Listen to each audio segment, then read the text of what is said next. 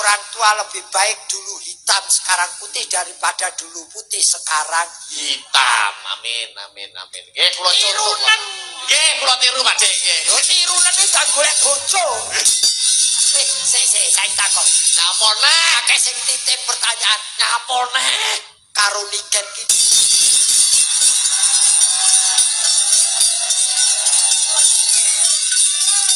aku wis menghindari pertanyaan kuwi lho. Loh, aku dititipi pertanyaan karo panitia kok. Kok beban lo aku? Ya itu kan profesional seorang seniman. Tenang jodoh kan nggak ada yang tahu toh Pak Dik. Tenang jodoh kan urusannya besok karo sopo terserah apa kata Tuhan. Tenang. Yang penting kebutuhan panggung itu harus chemistry antara dalang dan sinden itu harus kawin Pak Dik. Kawin ki ra ning dhuwur panggung. Maksudnya chemistry-nya. Oh, chemistry Ya. kerjasama. Kerjasama kan sesama seniman siapapun boleh. Ya.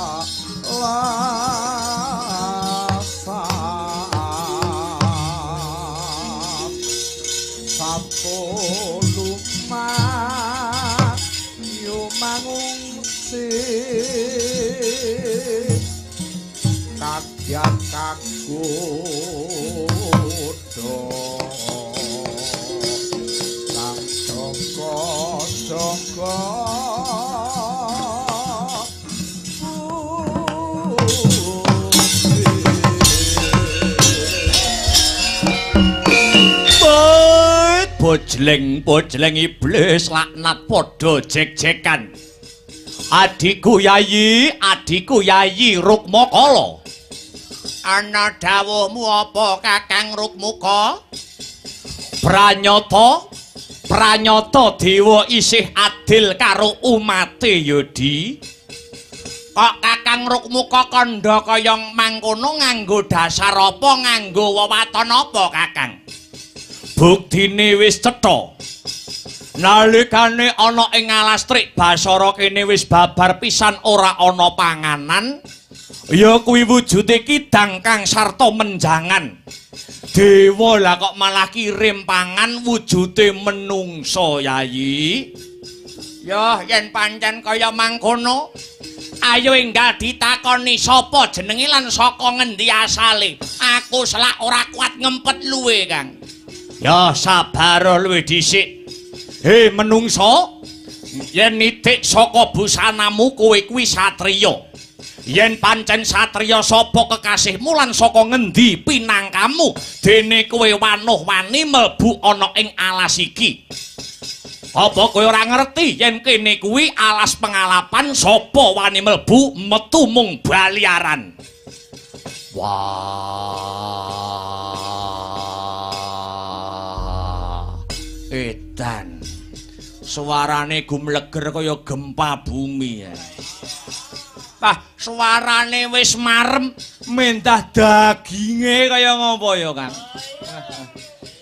Yen bocah iki kelakon dadi panganane awake dhewe, aku request teponge ya, Kang. Aku ngenge ana pupune, Kang. Kowe kok milih pupu sebabe apa? Wis dadi pakulinanku kok, Kang. Aku yen arep nyerang wong sing tak serang pupune sik, Kang. Wong edan malah tekan ngendi-ngendi. Satriya Jodipati Bratasena kekasihku. Bratasena ya Bimasena edan-edanan. bali takon ana buta loro sak kembaran sapa jenengmu? Aku Kang Baureksa alas kene jenengku Rukmuka. Aku Rukmakala, Gus. Lah banjur kowe manggon ning kene? Aku mituhu dawuh guruku. Goleki wujute kayu gung susuing angin. Yen kowe ngaku kowe sing Baureksa alas kene coba duduhno. Ngendi wujute kayu gung susuing angin? Wah, kuncung nganti gelung lagi weruh kandhamu iki aku. Kowe aja kumbi. Dawe guruku kayu gung susuing angin mapane ana kene. Ah, iya, lali aku, lali Bratasena. Aku ngerti panggonane kayu gung susune sapa mau? Susuing angin. Susuh. Iya, susuh. Kowe manggone ning wadukku. Wadukmu ya. Carane njupuk metu tutukku mlebu wetengku. Tegese kowe dadi pangananku. Kowe arep mangan aku. Panganen yen kowe arep mangan aku. Ning iling-ilingen kewan cacing kae yen kepidak mesti molet apa maneh jalma manungsa. Panganen Bratasena nek pengin tak bobok wetengmu dina iki. Ya. Alah, adewe dadi buta nek kalah galak to, Kang. Lah ya iki medeni tenan. Kowe bangga, Gus. Ya apa abamu bagus. Leno pangin dawa lakon geget siung pengapit bialiaran gianjur cah biasmu.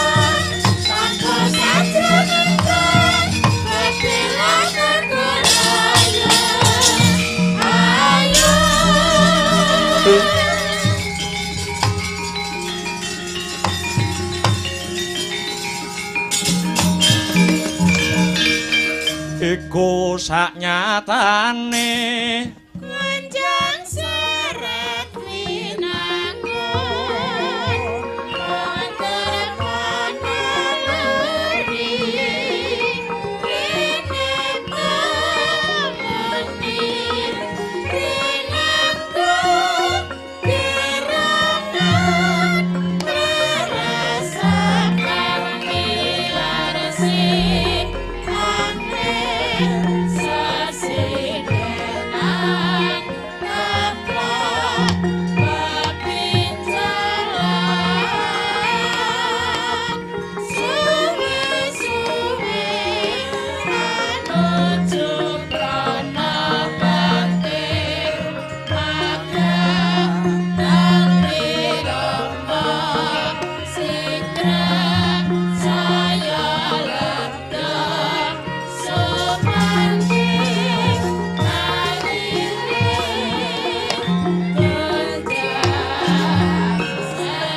ilang sipating raseksa tinemune jebul Indra lan Bayu Dewaku basaku katuru Hong ilahing sekaring buwana langgeng ya Bratasena wis ulun tampa ora liwat pangestuku tampanana tak gegem dadi jimat Bayu Dewaku sembahku katur ya wis ndak tampa Bratasena dene pangestuku tampanana tak pundi handayanana kasantosan kenang apa sebabe Indra lan Bayu mimba dadi buta ngalas kawruhanana kulup marmane ulun sakloron mimba dadi buta awit saka kena paukuman kelawan pukulun Bathara Guru satemah dadi buta ingkang mapan ana ing alas kene dadi penyebabe kenang apa kok ulun sakloron kena paukuman ora bakal ndak jlentrehke ana kene ingkang wigati aku ngaturake panuwun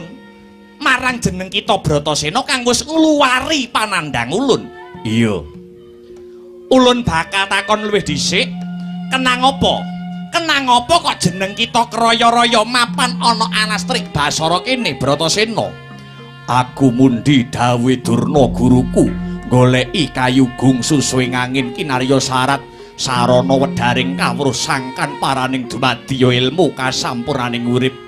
Ya jagat ya dewa ya Bathara Bratasena piye sumurupa kayu gungsu suwing angin kuwi mboyak ana krana kuwi mung pasemon lire kepriye jarwane mangkene kayu kuwi kayun kuwi tegese karep dene susuing angin kuwi napas kang tegese urip cetane saben-saben wong kudu anduweni karep kang gedhe nanging aja wegah ambudidaya Bratasena.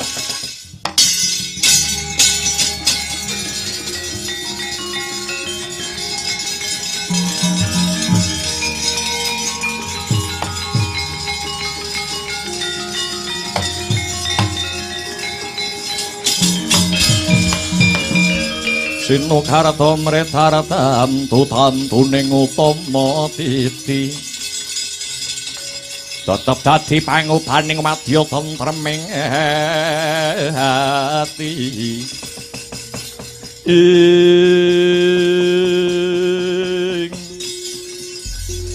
kinarya tandha tarima kasih krana kita wis kuwagang ngluwari panandang ulun kita bakal ndak paringi wujude piyandel ya kuwi sesupe duwi Indra mani ing warih kang daya kekuwatane Bratasena bisa ambyur ana sajroning samudra lamun jeneng kita Bratasena ambyur sajroning segara utawa samudra ora bakal tumekaning pati amarga sesupe duwi Indra mani ing warih iki bisa menehi daya kekuatan nalikane jeneng kita mapan ana banyu ngaturake panuwun ingkang tanpa upama ulun uga bakal paring piyandel Bratasena wujude sandangan marang Bratasena ingkang aran gelung winangun minangkara Candhi Rengga endhek ngarep dhuwur mburi kang tegese kita wis dunung sapa kang kudu nyembah lan sapa kang kudu sinembah lan sekabehane laku dharma kang kita tempuh iku unduh-unduhane maguru Salokane margane weruh sarana takon, margane bisa sarana tetiru. Cekak cukupe gelung minangkara iki dadiya tandha manunggaling Gusti kang murbeng dumadi marang jeneng kita Angger Bratasena. Ngaturake panuwun marang Bayu Dewaku. Reh ne sak mengko ndak wawas wis paripurna mara diagi remna kang dadi paningalmu. Weningna panca indriyamu. Kinarya panjinge sesupe duwi indramani ing marih. Sabanjure ulun bakal nyuwun pamit bablas munggah marang kayangan. Jeneng kita Bratasena tumulinggal baliya ana gurumu Pendhita Durna. Semono uga aku Bratasena ulun uga bakal bali mring kayangan ngestokake dawuh Indra lan Bayu Dewaku. Barengi sintrang samirana. Muga-muga bisa anyembuh jantraning Bratasena satemah kasembadan apa kang dadi gegayuhane Bratasena. Sintrang samirana kecerewane kami kan turu ing barang pinutong ing anak amakai neraka. Sintrang samirana kecerewane kami kan turu ing barang pinutong ing anak amakai neraka. Sintrang samirana kecerewane kami kan turu ing barang pinutong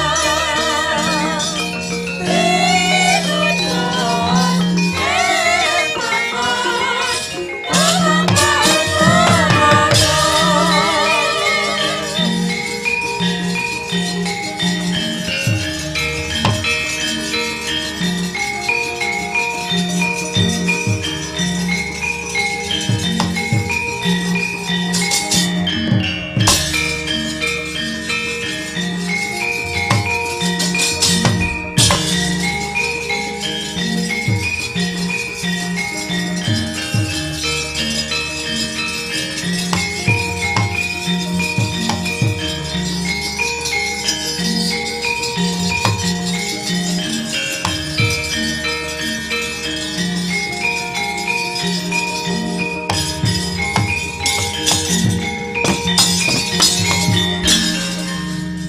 Piye Dik Patih?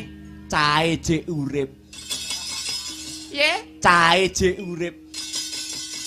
Bratasena isih meger-meger, malah sak rampunge mulih tekan candramuka cahyane sumunar. Saiki mbuh ora idep. Nek ora iso mateni Bratasena wae bakal dilereni tekan rombongan Ngastina. Piye neh iki?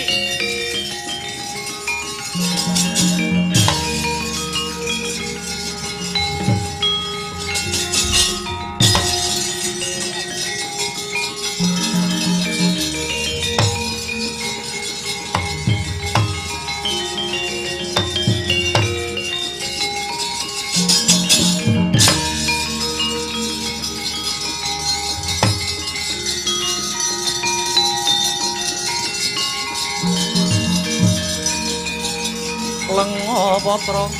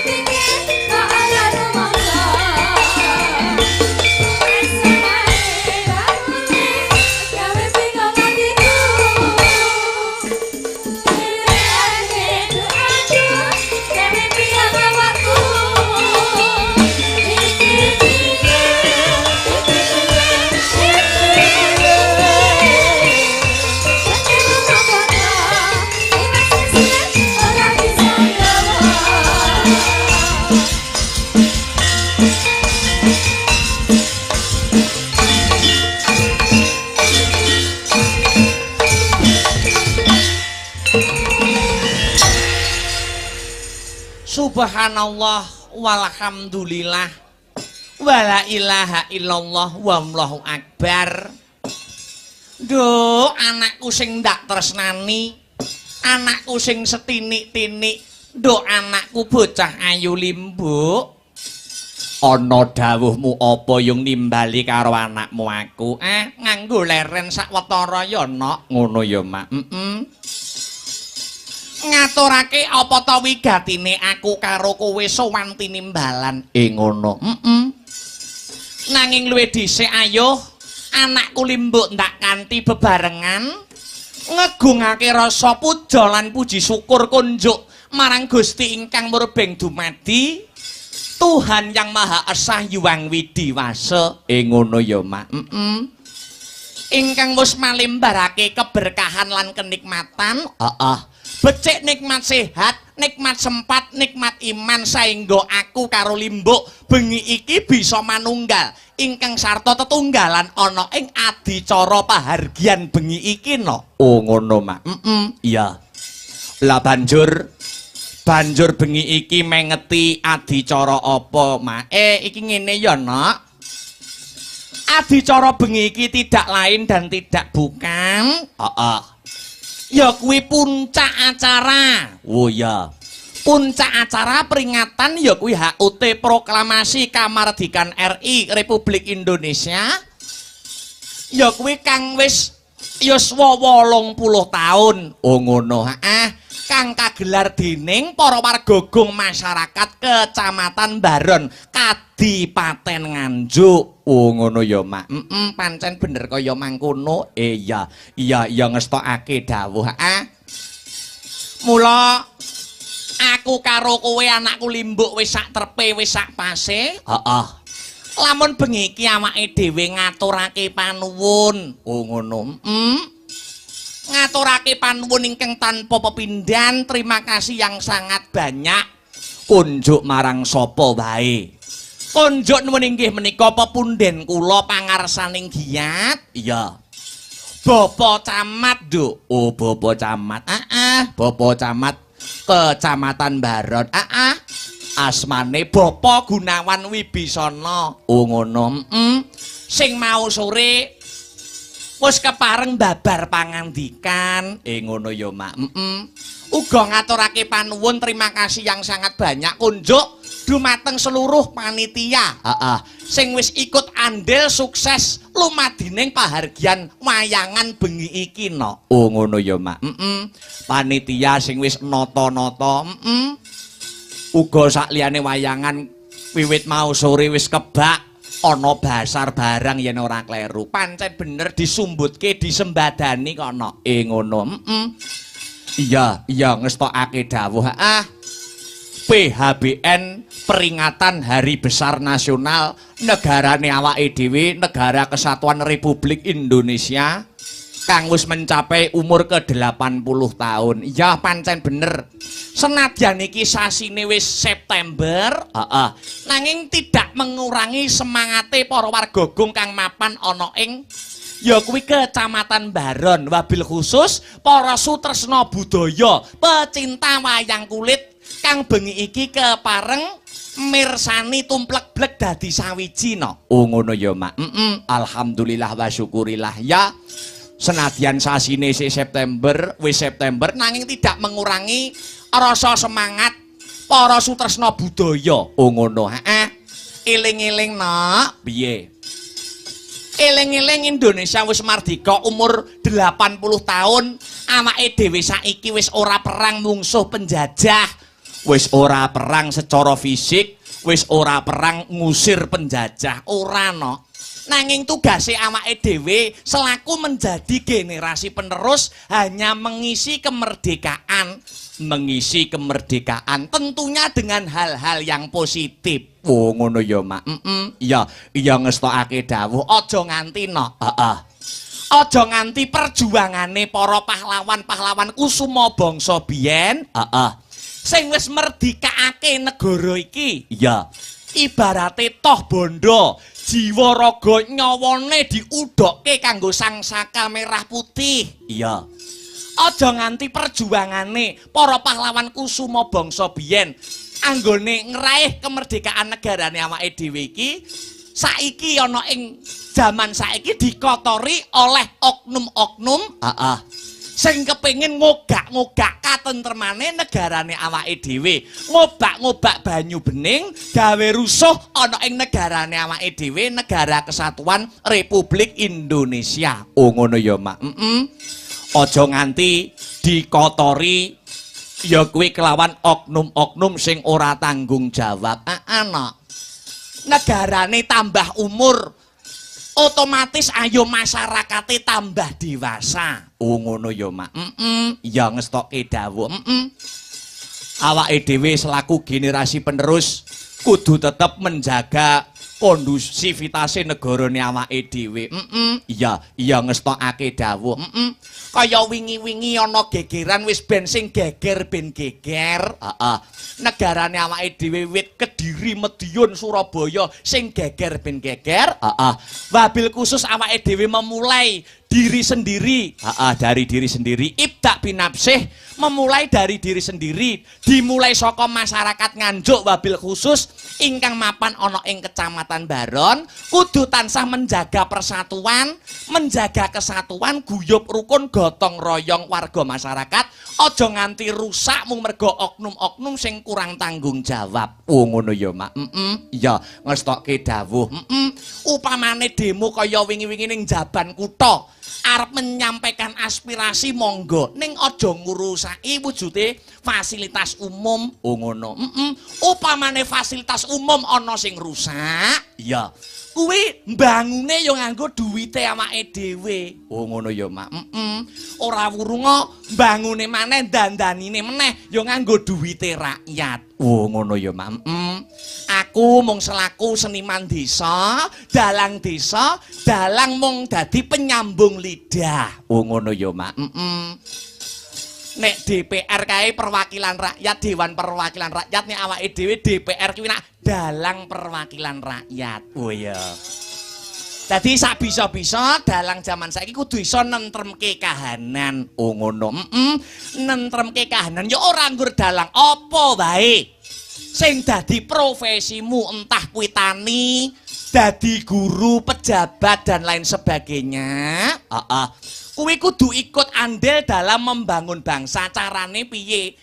Ya kuwi anut profesine dhewe-dhewe. Nek dadi guru, ya dadi guru sing apik. Dadi tani-tani sing becik, seniman pejabat, ya pejabat sing becik, pejabat sing jujur. Oh ngono ya, Mak. Ya alhamdulillah wa syukurillah ngaturake panuwun berkah barokah kanggo warga masyarakat Kecamatan Baron. Biyung ndongake apa? Mah dongaku Mbah Nyumili kok, Nak. Muga-muga sak rampunge seluruh rangkaian adicara puncak PHBN peringatan Hari Besar Nasional ke-80 kang denadani warga masyarakat Kecamatan Baron, muga-muga warga masyarakat Kecamatan Baron sumrambahe marang kabeh masyarakat Nganjuk. Ya. Kecamatan Baron dadi kecamatan sing baldatun thayyibatun warupun gofur, gemah ripah loh jinawi kerta tata turaharja, murah sandang kelawan pangan.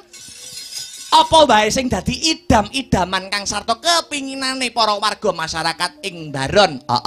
Bisa sembodo ingkang jinangka, rahayu ingkang tinemu, basuki ingkang kaesti, gagah ingkang jinangkah. Amin amin amin Allahumma. Amin amin ya rabbal alamin. Hasbunallah wa ni'mal wakil. Ni'mal maula wa ni'man nasir. Wala haula wala quwwata illa billahil aliyyil azim.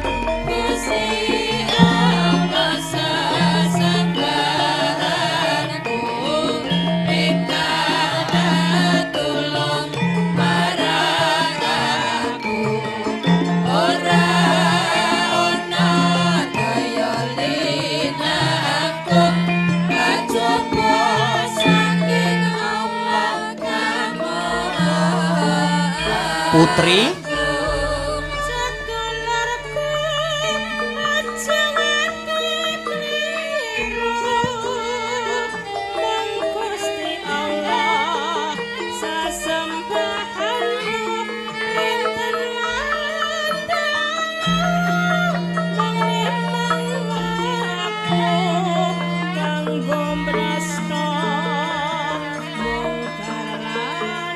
sareng. Sedulurku aja nganti kliru, mong Gusti Allah sesembahanmu rintangan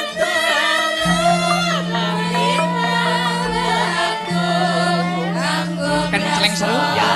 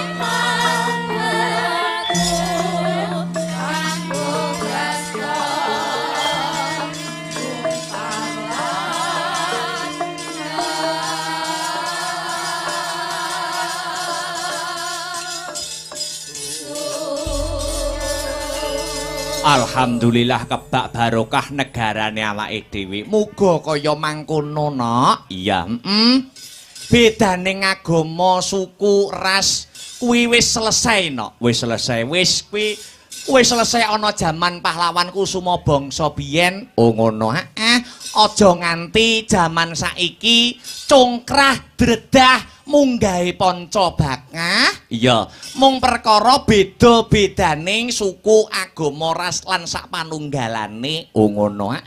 Waton kuwi warga negara masyarakat Indonesia. Iya. Kuwi kudu saling menghormati. Oh ngono ya, Mak. Iya ngestokake dawuh. Tri rukun kudu tetep dicekel kenceng karo para warga masyarakat Kecamatan Baron. Oh ngono. Tri rukun. Satu rukun sesama umat beragama. Angka loro. Siji rukun karo padha padaning agama, loro rukun karo antar agama, beda agama, telu rukun karo penghayat kepercayaan. Oh ngono ya, Mak.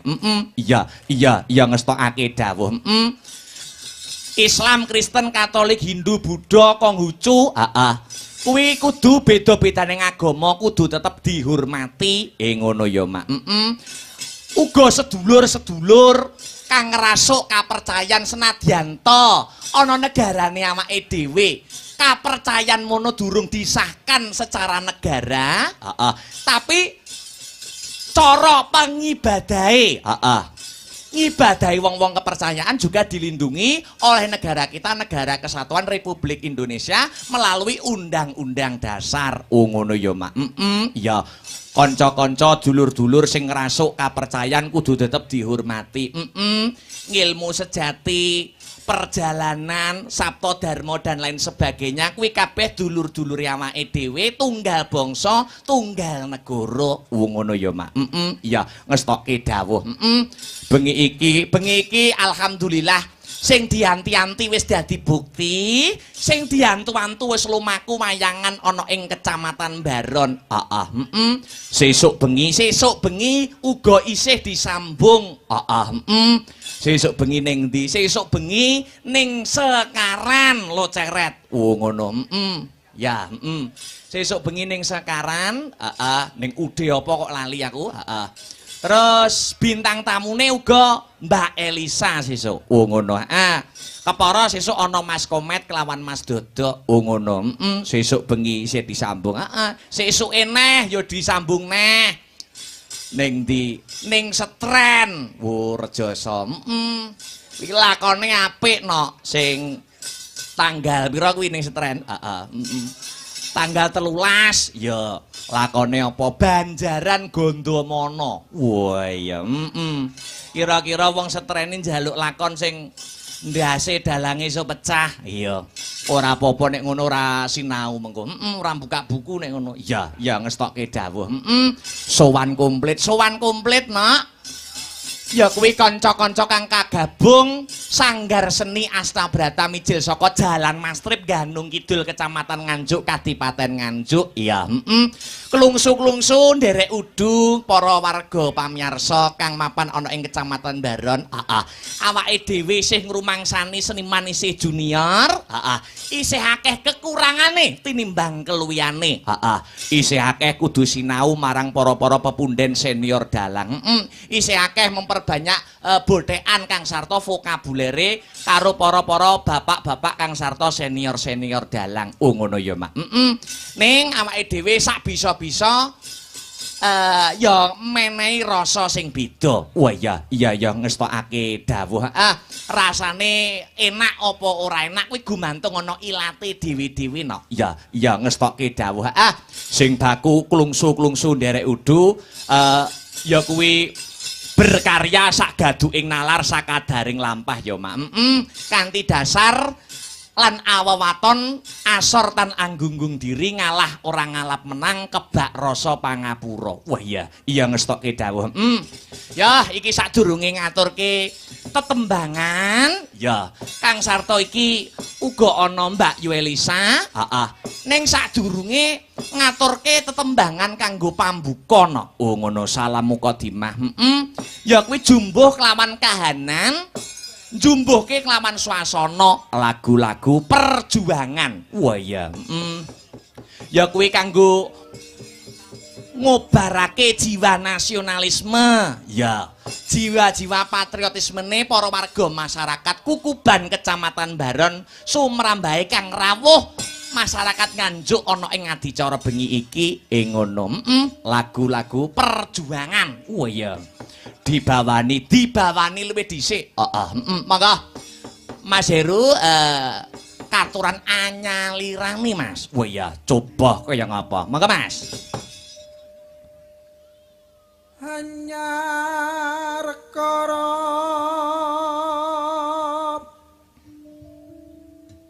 kinarya mengeti Anyar kara kinarya mengeti. Lanjut. Tanggap warasa wiasana goro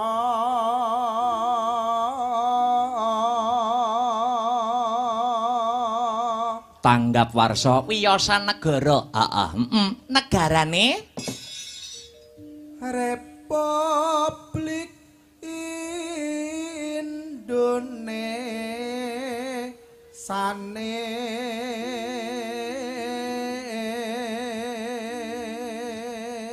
Republik Indonesia. Negarane awake dhewe. Sing sudah mencapai umur pira, Mas? Wos walong dosa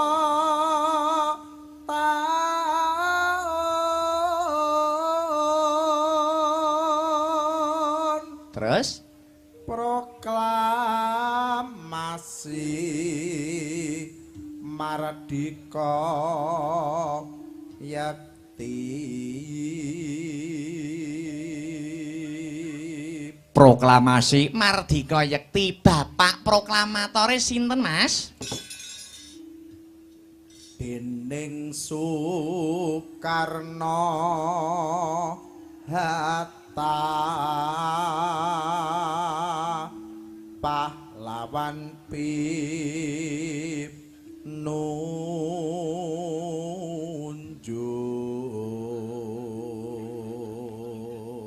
Soekarno Hatta didukung kali sinten kemawon Mas Bapak Soekarno Hatta Sinang kuyung prapejuang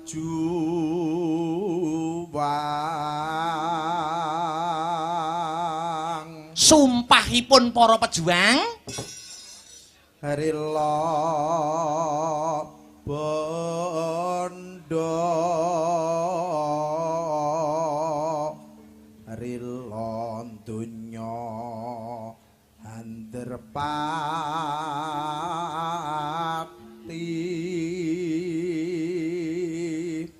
terakhir jejer kusuma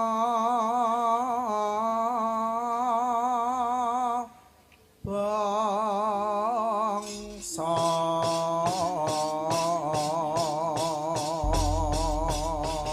diwiwiti lancaran 45 rong rambahan ya no karya besar ya kuwi cakepane yen ora kleru sing ngripta inggih menika Bung Karno Presiden RI pertama sing aran semen ya kuwi dalang senior almarhum ya kuwi Kinarto Sabdo Semarang dua kolaborasi cendikiawan kebanggaan Indonesia lancaran 45 rong ramban dibablaske lagu-lagu perjuangan ya coba kaya ngapa buka saking tenor Mas ya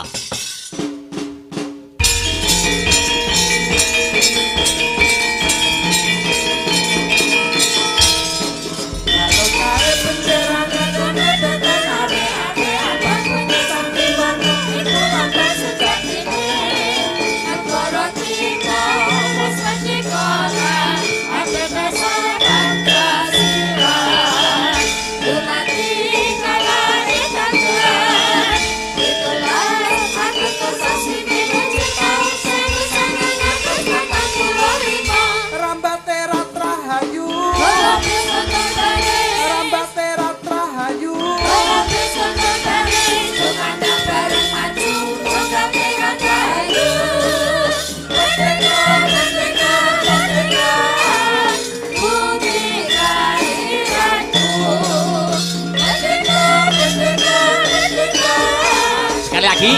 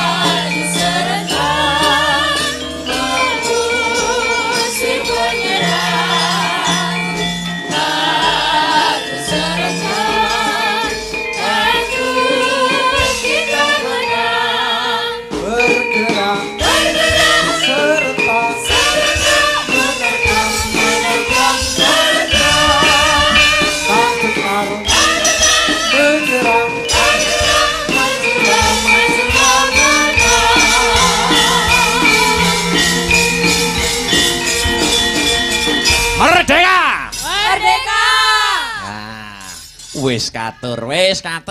Ya, wah ki lho no enek surat sak semene kae no. Wah ya. Sik diwaca siji dari kepala desa Kecamatan Baron kepala desa Baron saking warga dusun Nanggungan desa Baron gendhingipun podang kuning Pak Dalang ingkang nyekar Mbak Elisa saking warga dusun pundi iki Lobeser enten to Lobeser Lobeser Timur Lobeser Barat desa Baron gendhingipun ninggal katresnan Mas Dalang saking warga dusun Wates desa Baron gendhingipun Gelang Alit Banyuwanginan ya saking warga dusun Padasan oh ya desa Baron gendhingipun Kembang Jagung ya saking warga dusun Baron Timur desa Baron gendhingipun Setya Tuhu wis jejer kene enak ya ya iki Mbak Yuku Elisa kon jumeneng ya no ya nggo mecah sepining swasana prau layar sak rambahan wae oh ya nggo mecah sepining swasana oh ngono monggo Mbak Yuku Elisa jumeneng ngancani Keng Rayi wonten ing sasana budaya pepanggungan coba kaya ngapa